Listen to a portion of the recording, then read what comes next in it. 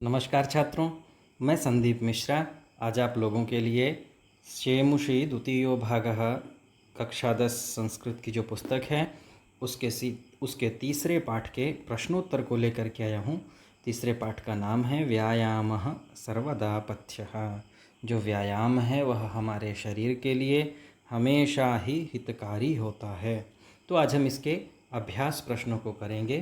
तो सबसे पहले एक पदेन उत्तरम लिखत, एक पद में हमें उत्तर लिखना है, ऐसे प्रश्न हैं। सबसे पहला प्रश्न है परमम आरोग्यम कस्मात् उपजायते। परम आरोग्य किससे उत्पन्न होता है? तो इसका सबसे पहला उत्तर है व्यायामात्। तो ध्यान देना है, प्रश्नवाचक यहाँ कस्मात् पंचमी विभक्ति है, इसलिए यहाँ उत्तर भी व्यायामात् ऐसा होगा। इसके बाद देखिए दूसरा प्रश्न है कस्य मांसम स्थिरी भवति, किसका शरीर स्थिर होता है? तो यहाँ भी ध्यान देना है, देखिए प्रश्नवाचक यहाँ है कस्य, तो इसका उत्तर भी षष्ठी विभक्त्यंत ही होगा। इसका उत्तर क्या होगा? व्यायामाभिरतस्य। व्यायाम अभिरतस्य, व्यायाम में जो लगा हुआ है उसका शरीर स्थिर होता है। स्थिरी भवति अर्थात सुडौल होता है, स्थिर होता है। तो इसके बाद देखिए अगला प्रश्न है सदा कः पथ्यः, हमेशा ही कौन हितकारी होता है?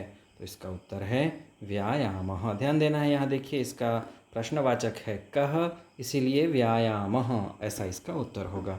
इसके बाद देखिए हम घ नंबर प्रश्न की ओर बढ़ते हैं। घ नंबर का प्रश्न क्या कहता है? कैः पुंभिः सर्वेषु ऋतुषु व्यायामः कर्तव्यः। कैः पुंभिः, किन पुरुषों को सर्वेषु ऋतुषु सभी ऋतुओं में व्यायाम करना चाहिए? तो इसका उत्तर क्या है? आत्महितैषिभिः, अपना हित चाहने वालों को। आत्महितैषिभिः, तो कैः आत्महितैषिभिः, यह तृतीया विभक्त्यंत है, तो इसका जो उत्तर है वह भी तृतीया विभक्त्यंत होगा, आत्महितैषिभिः। इसके बाद देखिए अगला प्रश्न है व्यायामस्विन्न गात्रस्य समीपम केन उपसर्पन्ति। व्यायाम करने वाले व्यक्ति के समीप कौन नहीं आते हैं? केन उपसर्पन्ति, तो इसका क्या उत्तर है? व्याधयः, जो व्यायाम करता है उसके समीप रोग नहीं आते हैं। तो के प्रश्न बहुवचन है, कह कहो के, तो इसका उत्तर भी व्याधि शब्द से व्याधयः बहुवचनांत शब्द बनेगा, तो इसका उत्तर होगा व्याधयः। इस तरह से आपका पहला प्रश्न पूरा हुआ। इसके बाद हम दूसरे प्रश्न की ओर बढ़ते हैं। दूसरा प्रश्न क्या कहता है? अधोलिखितानां प्रश्नानां उत्तराणि संस्कृत भाषया लिखत।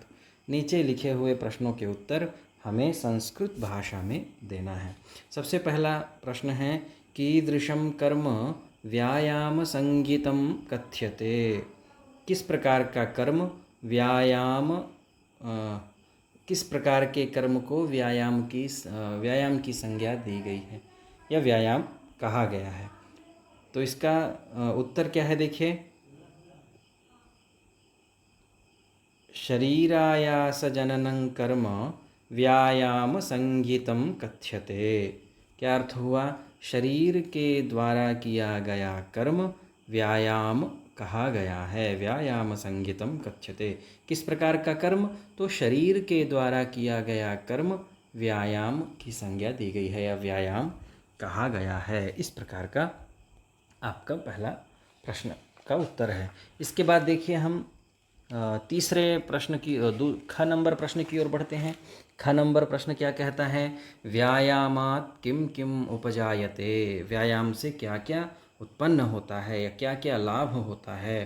तो क्या कहता है? व्यायामात् श्रम क्लम पिपासा ऊष्म शीतादीनां सहिष्णुता परमं च आरोग्यम उपजायते। क्या कहता है? श्रम, व्यायामात, व्यायाम से, श्रम परिश्रम करने की शक्ति, क्लम थकान, पिपासा प्यास, ऊष्म गर्मी सहन करने की शक्ति, थकान को सहन करने की शक्ति, पिपासा, पिपासा अर्थात प्यास को सहन करने की शक्ति, शीतादि नाम अर्थात ठंड को भी सहन करने की शक्ति, सहिष्णुता अर्थात सहिष्णुता सहन करने की शक्ति, परमं च आरोग्यम उपजायते और परम आरोग्य उत्तम आरोग्य प्राप्त होता है। समझ में आया? व्यायाम करने से श्रम परिश्रम करने की शक्ति, थकान को सहन करने की शक्ति, प्यास को सहन करने की शक्ति, ऊष्म गर्मी ठंड इत्यादि को सहन करने की शक्ति और उत्तम आरोग्य निरोगी काया प्राप्त होती है। इस तरह से इसका उत्तर हमें देना है। अगला लिखा है प्रश्न, जरा कस्य सकाशम सहसा न समधिरोहति। जो बुढ़ापा है वह किसके पास अचानक नहीं आता है? किसके पास अचानक नहीं आता है बुढ़ापा?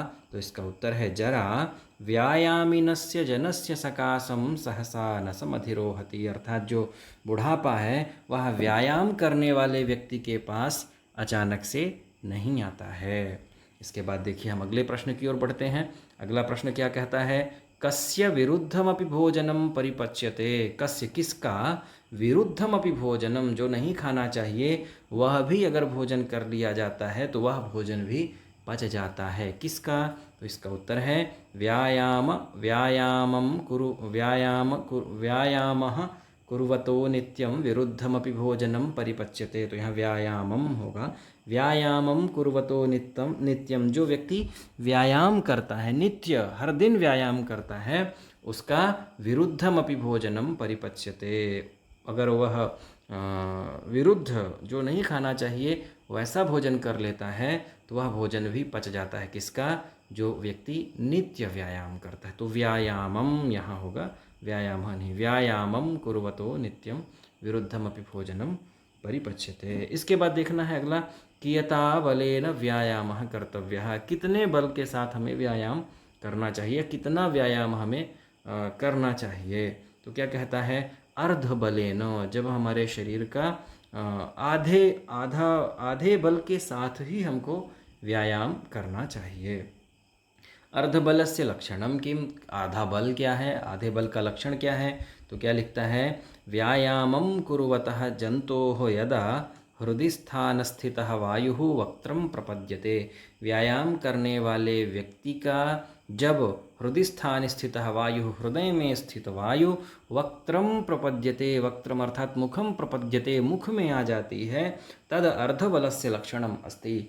जब तक वायु, व्यायाम करते समय अगर वायु आपके हृदय से मुख में आ जाती है, हाँफना, जब व्यक्ति हाँफने लगता है तो हाँफने के पहले ही, अर्थात हाँफना नहीं चाहिए व्यायाम करते समय में, तो जब आप वह मुख में आ जाती है वह वायु, उस समय तक व्यायाम हमें करना चाहिए। यह ही अर्ध बल का, आधे बल का लक्षण है। इस प्रकार से देखिए आपका दूसरा प्रश्न पूरा हुआ। अब हम तीसरे प्रश्न की ओर बढ़ते हैं। तीसरा प्रश्न क्या कहता है? उदाहरणमनुसृत्य कोष्ठकगतेषु पदेषु तृतीया विभक्तिं प्रयुज्य रिक्तस्थानानि पूरयत। उदाहरणम अनुसृत्य, उदाहरण के अनुसार, कोष्ठकगतेषु, कोष्ठक में, कोष्ठकगतेषु पदेषु, कोष्ठक के अंतर्गत जो पद दिए गए हैं, शब्द दिए गए हैं, उन शब्दों से तृतीया विभक्ति लगा करके खाली स्थान को भरना है। सबसे पहला दिए, जैसे कि दिया है देखिए, यथा व्यायामः, फिर खाली स्थान है हीनमपि सुदर्शनम करोति। तो गुण शब्द से तृतीया विभक्ति करनी है, तो गुणेन, गुणाभ्याम गुणैः, तो गुण शब्द हमेशा बहुवचन होता है, तो यहाँ हमें गुणैः ऐसा करना है। व्यायामः गुणैः हीनमपि, यहाँ देखिए उत्तर है व्यायामः गुणैः हीनमपि सुदर्शनम करोति। व्यायाम अगर गुण से हीन व्यक्ति है उस व्यक्ति को भी अच्छा बना देता है। सुष्ठु दर्शनम करोति अर्थात अच्छा दिखने वाला बना देता है। अगला देखिए, अब यहाँ प्रश्न है, क्या कहता है? खाली स्थान है, फिर लिखा है व्यायामः कर्तव्यः बलस्यार्ध। तो बलस्यार्ध का तृतीया विभक्ति क्या होगा? बलस्यार्ध अकारांत है, तो बलस्यार्धेन, रामेण, बालकेन, बलस्यार्धेन। इसका उत्तर क्या होगा? बलस्यार्धेन व्यायामः कर्तव्यः। इस प्रकार से अगला हम देखते हैं खाली स्थान। अगला खाली स्थान क्या कहता है? सदृशम किंचित स्थौल्यापकर्षणम नास्ति। तो इस सदृश यानी समान, स्थूलता को कम करने वाला इसके समान कोई दूसरा नहीं है। तो क्या है? व्यायाम। तो अब व्यायाम शब्द भी अकारांत है, तो इसका उत्तर भी क्या हो जाएगा? तृतीया विभक्ति अंत कैसे बनेगा? व्यायामेन व्यायामेन सदृशम किंचित स्थौल्यापकर्षणम नास्ति। व्यायाम के जैसे कुछ भी मोटापा को कम करने वाला नहीं है, अर्थात व्यायाम ही है जो मोटापा को कम कर सकता है। आइए अगले प्रश्न की ओर हम बढ़ते हैं। अगला प्रश्न क्या कहता है कि खाली स्थान है, विना जीवनम नास्ति। शब्द है विद्या। अब विद्या स्त्रीलिंग शब्द है, जैसे गीता, सीता, इनका तृतीया विभक्ति क्या बनेगा? ध्यान देना है, विद्यया, सीतया, लतया। इस तरह से जो आकारांत शब्द है, स्त्रीलिंग शब्द है, तो इसका उत्तर क्या हो जाएगा तृतीया विभक्ति में? विद्यया विना जीवनम नास्ति। इस प्रकार से इसका उत्तर होगा। अगला शब्द है, देखिए, सह खाली स्थान खंजः अस्ति। शब्द है चरण। अब ये अकारांत शब्द है, तो इसका तृतीया विभक्ति क्या होगा? जैसे आपने ऊपर के प्रश्नों को हल किया है उसी तरह से इसे भी हल करना है। तो इसका उत्तर हो जाएगा सह चरणेन खंजः अस्ति। इस प्रकार से इसका उत्तर होगा। अब यहाँ ध्यान देना है, ग नंबर प्रश्न है, सूपकारः खाली स्थान भोजनम जिघ्रति। तो सूपकारः खाली स्थान है, फिर भोजनम जिघ्रति। शब्द है नासिका। अब जो नासिका शब्द है आकारांत शब्द है, जिस तरह से विद्या शब्द है उसी तरह से नासिका शब्द है। तो इसका भी उत्तर क्या हो जाएगा? सूपकारः नासिकया भोजनम जिघ्रति। सूपः, सूप अर्थात दाल, दाल को बनाने वाला, नासिकया भोजनम जिघ्रति, नासिका से भोजन को सूंघता है। इस तरह से ये प्रश्न भी आपका पूरा हुआ। आइए हम अगले प्रश्न की ओर बढ़ते हैं, चलते हैं। अगला प्रश्न है, देखिए, चतुर्थ प्रश्न है। चतुर्थ में अ नंबर है, स्थूल पदमाधृत्य प्रश्न निर्माणम कुरुत। मोटा जो शब्द है उस शब्द को देख करके हमें प्रश्न निर्माण करना है। सबसे पहला प्रश्न है, देखिए, शरीरस्य आयासजननं कर्म व्यायामः इति कथ्यते। अब इस पंक्ति में मोटा शब्द कौन सा है? शरीरस्य। तो यहाँ ध्यान देना है, प्रश्न क्या बनेगा? शरीरस्य शब्द में षष्ठी विभक्ति है, तो उसी प्रकार से इसका प्रश्नवाचक भी बनेगा। तो क्या बनेगा? कस्य। कस्य आयासजननं कर्म व्यायामः इति कथ्यते। इस तरह से इसका प्रश्नवाचक बनेगा कस्य। इसके बाद देखिए अगला प्रश्न है, अरयः व्यायामिनं न अर्दयन्ति। जो अरयः जो शत्रु होते हैं वह व्यायामिनम व्यायाम करने वाले को न अर्दयन्ति पराजित नहीं कर पाते हैं। तो अरयः, ये अरिहि अरि अरयः बहुवचन शब्द है, तो इसका उत्तर क्या होगा? के व्यायामिनम न अर्दयन्ति। कौन? व्यायामिनम व्यायाम करने वाले को नहीं पराजित कर पाते हैं। अर्ध, तो इसका उत्तर हो जाएगा के। इसके बाद देखिए अगला प्रश्न है, ग नंबर प्रश्न है, आत्महितैषिभिः सर्वदा व्यायामः कर्तव्यः। अब यहाँ देखिए शब्द है आत्महितैषिभिः, स्थूल शब्द है, मोटा शब्द है, इससे हमें प्रश्नवाचक बनाना है। तो आत्महितैषिभिः, यह तृतीया विभक्ति बहुवचन का शब्द है, तो इसी का प्रश्नवाचक रहेगा। तृतीया विभक्ति बहुवचन का ही प्रश्नवाचक होगा। तो कैः सर्वदा व्यायामः कर्तव्यः, किसको हमेशा व्यायाम करना चाहिए? तो आत्महितैषिभिः, अपना हित चाहने वाले को।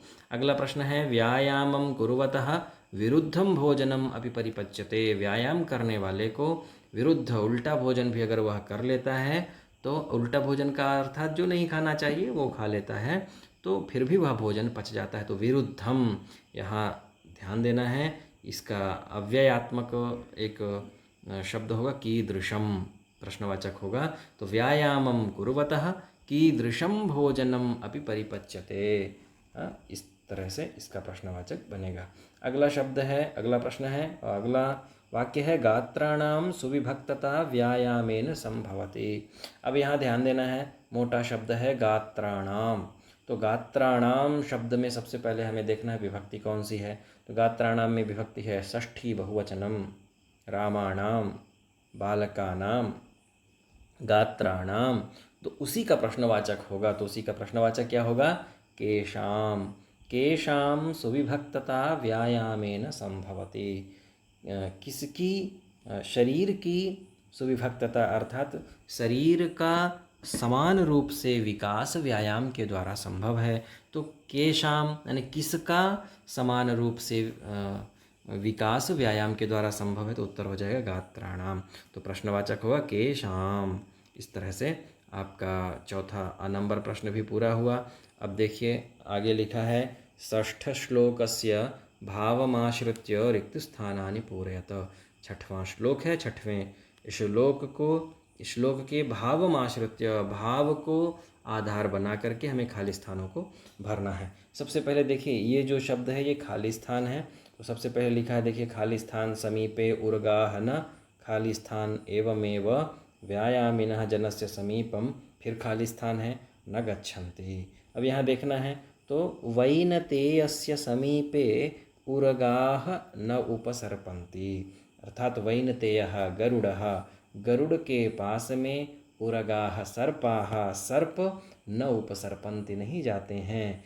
एवमेव व्यायामिनः जनस्य समीपम व्याधयः न गच्छन्ति, व्यायाम करने वाले व्यक्ति के समीप पास में व्याधयः रोग नहीं जाते हैं। व्यायामः व्यायाम वयोरूप गुणहीनमपि, वय से जो आयु से हीन हो, रूप से हीन हो, गुण से हीन हो, ऐसे व्यक्ति को भी सुदर्शनम करोति, अच्छा बना देता है। यहाँ ध्यान देना है। सबसे पहला खाली स्थान में होगा वैनतेयस्य, दूसरे में होगा उपसर्पन्ति, तीसरे में होगा व्याधयः और चतुर्थ में होगा सुदर्शनम। इस तरह से आपका ये प्रश्न भी पूरा हुआ। इसके बाद देखिए हम प्रश्न नंबर 5 को देखते हैं। प्रश्न नंबर 5 क्या कहता है? व्यायामस्य लाभाः, व्यायाम के क्या लाभ हैं? इति विषयम अधिकृत्य पंचवाक्येषु संस्कृत भाषया एकम अनुच्छेदम लिखत। 5 वाक्यों में एक अनुच्छेद संस्कृत भाषा में लिखना है। सबसे पहला है व्यायामेन करणेन शरीरम सुदृढ़ं भवति, व्यायाम करने से शरीर सुदृढ़ होता है, मजबूत होता है। दूसरा है व्यायामेन शारीरिक रोगेण सह मानसिक रोगाः अपि दूरं गच्छन्ति, व्यायाम करने से शारीरिक रोग के साथ मानसिक रोग भी दूर हो जाते हैं। तीसरा वाक्य है यह व्यायामं करोति तस्य पाचन शक्ति ही उत्तमा भवति, जो व्यायाम करता है उसकी पाचन शक्ति भी उत्तम होती है, अच्छी होती है। स्थूलतां निवारयितुं व्यायामः उत्तमं साधनम, स्थूलता मोटापा को कम करने के लिए व्यायाम उत्तम साधन है, उपयुक्त साधन है। आत्महितैषिभिः सदा सर्वदा व्यायामः कर्तव्यः, अपना हित चाहने वाले को हमेशा व्यायाम करना चाहिए। इस प्रकार से ये 5 वाक्य आप लिख सकते हैं। इसके बाद देखिए अगला प्रश्न है, इसी का 5वें प्रश्न का ही है। यथा निर्देशम उत्तर, तो जैसा निर्देश दिया गया है वैसा आपको उत्तर देना है। सबसे पहला है देखिए तत्कृत्वा तु सुखम देहम, ये एक वाक्य है। तत्कृत्वा तु सुखम देहम, अत्र विशेषण पदम किम, यहाँ विशेषण पद क्या है? तो सुखम देहम, हाँ सुखम देहम, यहाँ ध्यान देना इसका विशेषण पद है सुख, शरीर के लिए सुख होता है। तत्कृत्वा व्यायाम, तत्कृत्वा वह करके शरीर को सुख होता है ना। तो सुख यहाँ विशेषण है। इसके बाद देखिए क्या है, व्याधयो नोपसर्पन्ति वैनतेयमिवोरगाः, अस्मिन् वाक्ये क्रियापदम किम, इस वाक्य में व्याधयो नोपसर्पन्ति वैनतेयमिवोरगाः, इस वाक्य में क्रियापद क्या है? तो इस वाक्य में क्रियापद है उपसर्पन्ति, न उपसर्पन्ति, नोपसर्पन्ति, यहाँ गुण स्वर संधि हो गई है, क्रियापद है उपसर्पन्ति। इसके बाद देखिए अगले प्रश्न की ओर हम बढ़ते हैं। अगला प्रश्न क्या कहता है? पुंभिरात्महितैषिभिः अत्र पुरुषैः इत्यर्थे किम पदम प्रयुक्तम, ध्यान देना है। पुंभिः आत्महितैषिभिः, इस वाक्य में इस एक शब्द में पुरुषैः इत्यर्थे, पुरुष इस अर्थ में कौन से पद को प्रयुक्त किया गया है? तो उत्तर है पुंभिः। पुंभिः यह शब्द पुरुष के लिए प्रयोग किया गया है, पुरुषों के लिए, पुरुषों को, आत्महित अपना हित चाहने वाले पुरुषों को। इसके बाद देखिए अगला प्रश्न है दीपाग्नित्वमनालस्यं स्थिरत्वं लाघवं रजा इति वाक्यात् गौरवम् इति पदस्य विपरीतार्थकं पदं चित्वा लिखत। क्या कहता है, इस वाक्य से हमें गौरव इस शब्द का विपरीतार्थक शब्द लिखना है, उल्टा शब्द लिखना है। तो दीपाग्नित्वम अनालस्यम स्थिरत्वम लाघवम, तो गौरवम का विपरीतार्थक क्या हो जाएगा, लाघवम, उल्टा, गौरव का उल्टा हो जाएगा लाघवम। इसके बाद देखिए लिखा है न चास्ति सदृशं तेन किंचित स्थौल्यापकर्षणम अस्मिन् वाक्ये तेन इति सर्वनामपदम कस्मै प्रयुक्तम।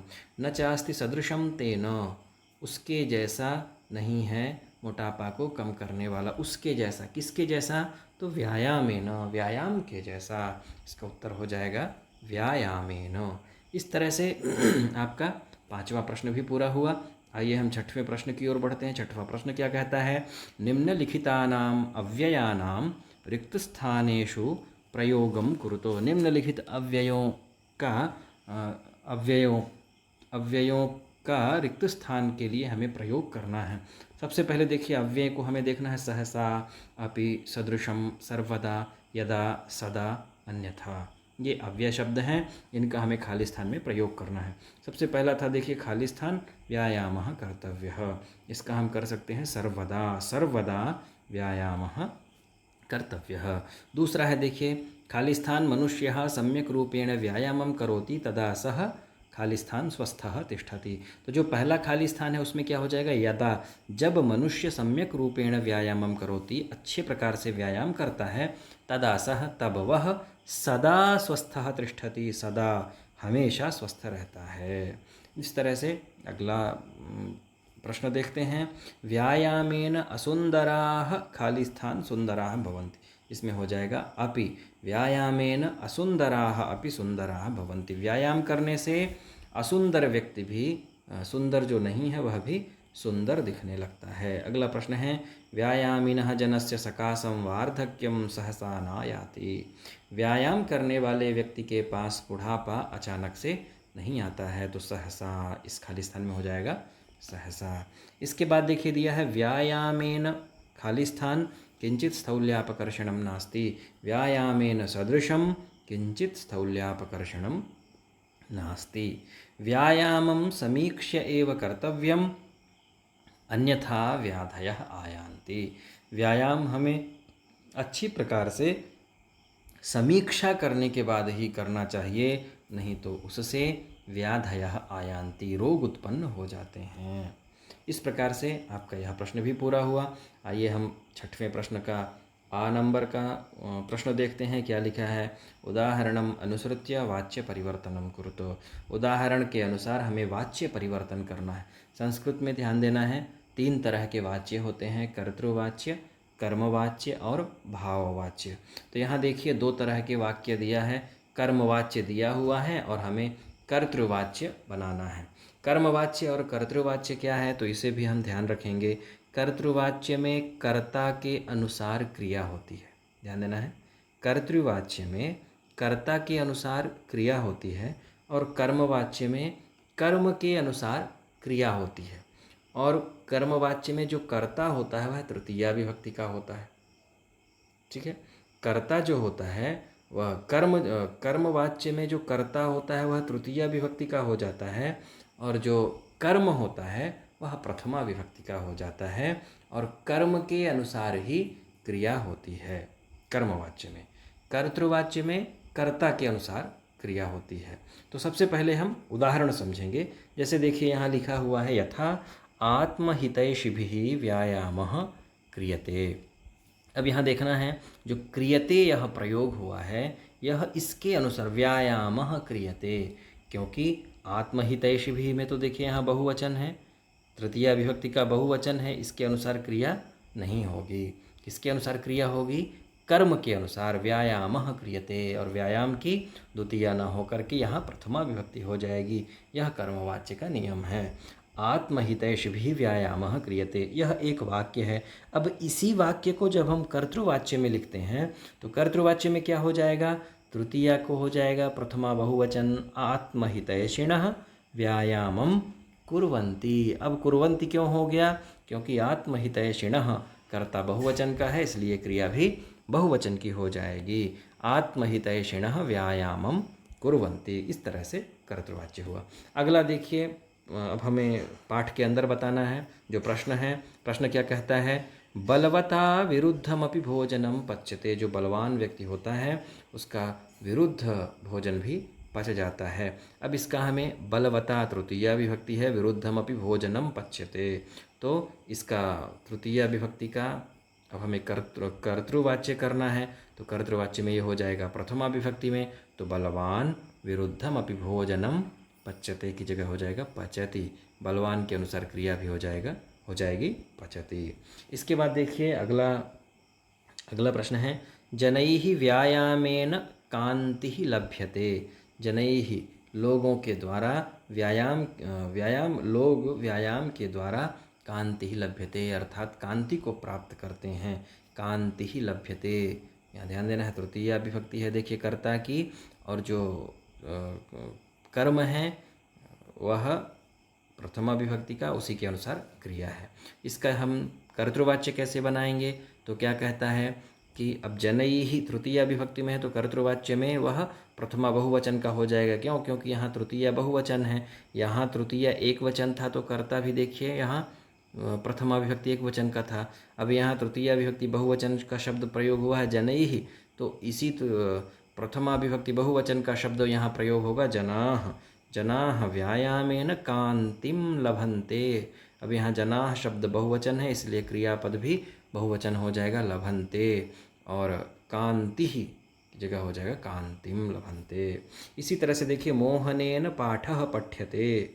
मोहन के द्वारा पाठ पढ़ा जाता है, पठ्यते। उसी तरह से मोहनेन, यह तृतीया विभक्ति एक वचन का है, तो कर्तृवाच्य में यह क्या हो जाएगा? प्रथमा विभक्ति एक वचन का मोहनः पाठं पठति, इसका कर्मवाच्य क्या होगा? मोहनेन पाठः पठ्यते। उसी तरह से लतया गीतम गीयते। लता के द्वारा गीत गाया जाता है, इसका कर्तृवाच्य कैसा होगा? लता गीतम गायति।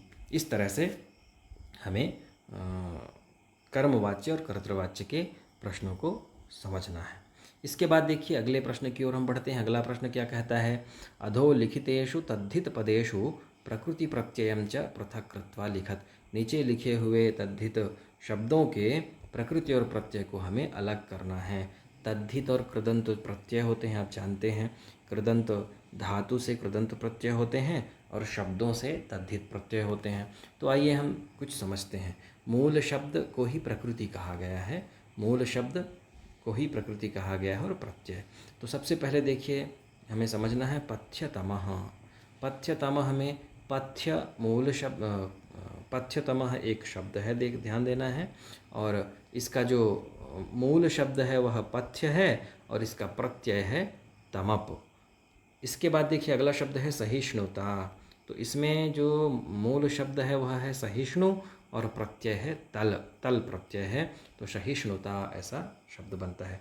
अग्नित्वम, इसमें मूल शब्द है देखिए अग्नि और प्रत्यय है त्वा, त्वा प्रत्यय है, अग्नित्वम ऐसा शब्द बनता है।